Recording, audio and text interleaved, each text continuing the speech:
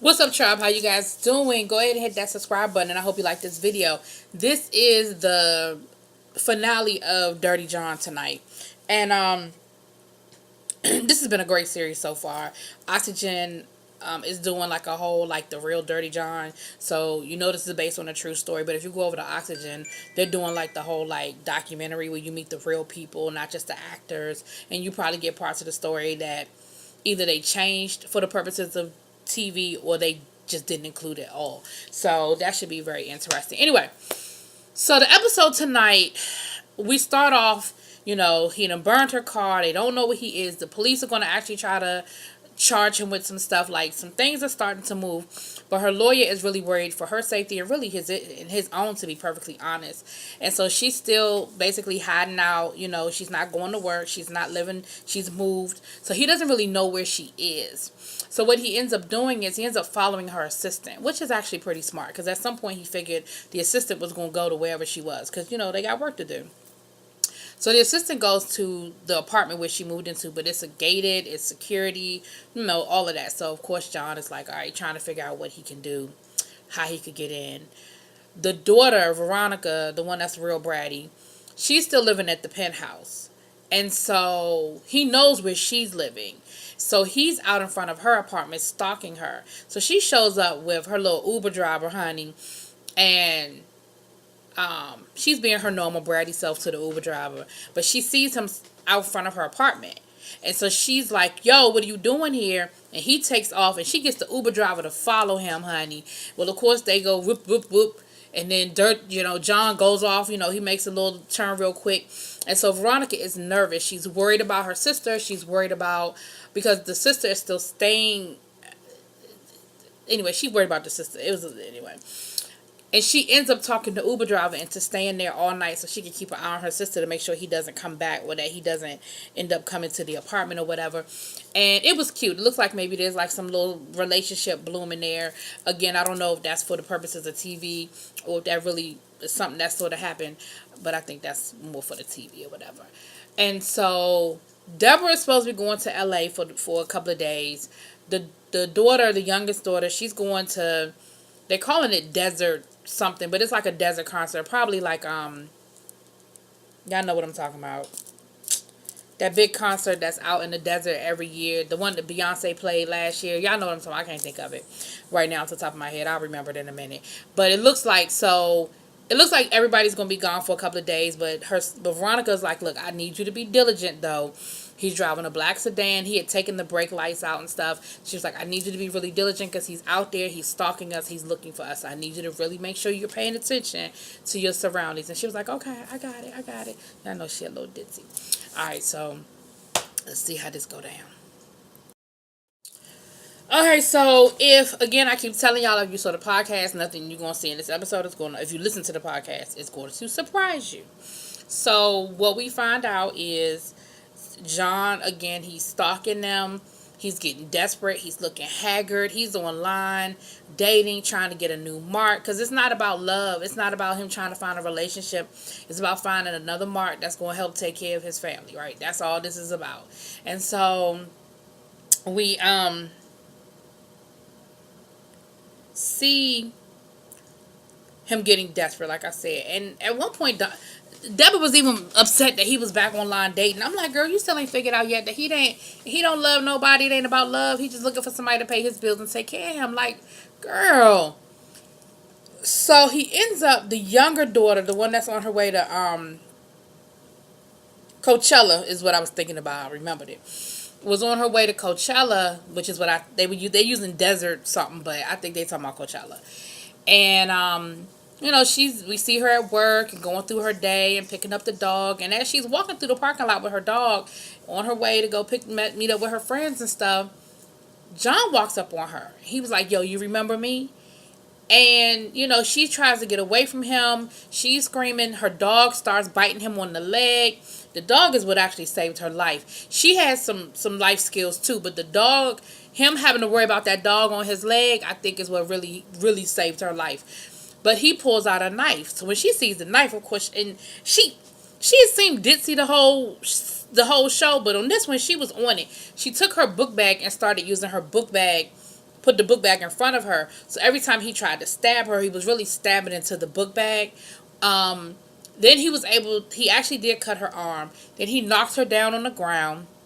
And when he knocked her down on the ground, he was getting ready to stab her. But again, the dog is constantly pulling on him, biting on his leg, biting on him. And she had actually bit his hand at one point too. And so he got ready to start to cut her with the knife. And she puts her legs up and she's kicking him with her legs to the point where eventually he dropped the knife.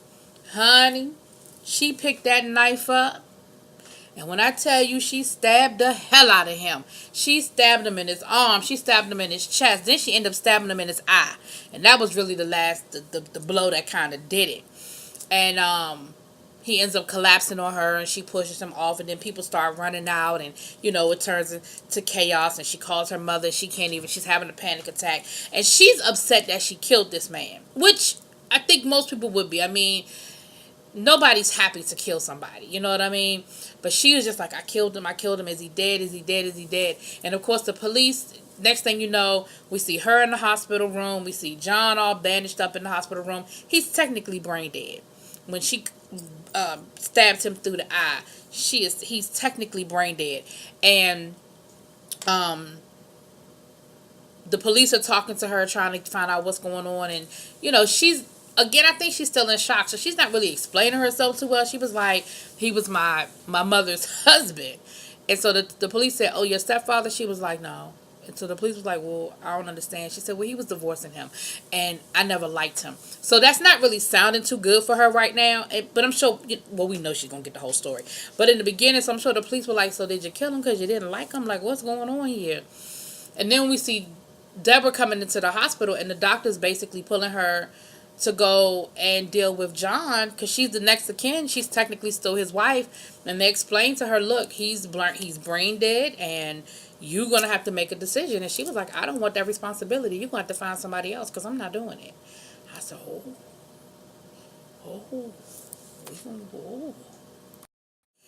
So, I don't even know where we left off. I had to do this in real time, y'all. I told you my DirecTV is still out, so I had to do this in real time.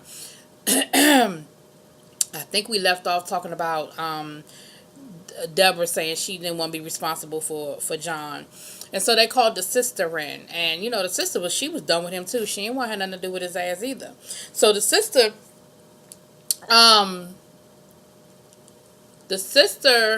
ended up meeting up with Deborah. I mean, she told the hospital, I don't want to save him. Like, I don't. And the doctor was like, well, do you want to say your goodbyes? She was like, I already said my goodbyes. Bye. I said, damn. It wasn't nobody. Like, you had to be a terrible person that at the end of your life don't nobody fuck with you. Don't nobody fuck with you. That tells me that you have done some terrible stuff in your life. And so we find out that Deborah said, my daughter needs to talk to you. She needs to, because she was feeling really guilty about what happened about her killing John, which anybody would. I mean, yeah, he was a horrible human being, but you still feel some kind of way. You would be heartless if you didn't feel some kind of way about ending a person's life. And so, we see them going through that. They meet up and she apologizes for killing her brother, and she said, I'm sorry that it had to happen, and I'm glad you're okay. Because she don't have no blinders on about who her brother was. Like, when he threatened her and tried to steal her business and all that, she was like, okay, I'm done with this mofo. And so we see them go through that. And then the police found out about the motorhome that he had been living in, and she was like, so they took Deborah down there. They said, this all belongs to you now because you're his wife, you're his next of kin. And she was like, I didn't even know he had all of this. Like, I didn't know all of this was here. And they go through that, and she finds their wedding picture. So she's still, y'all, this woman was, anyway. And then,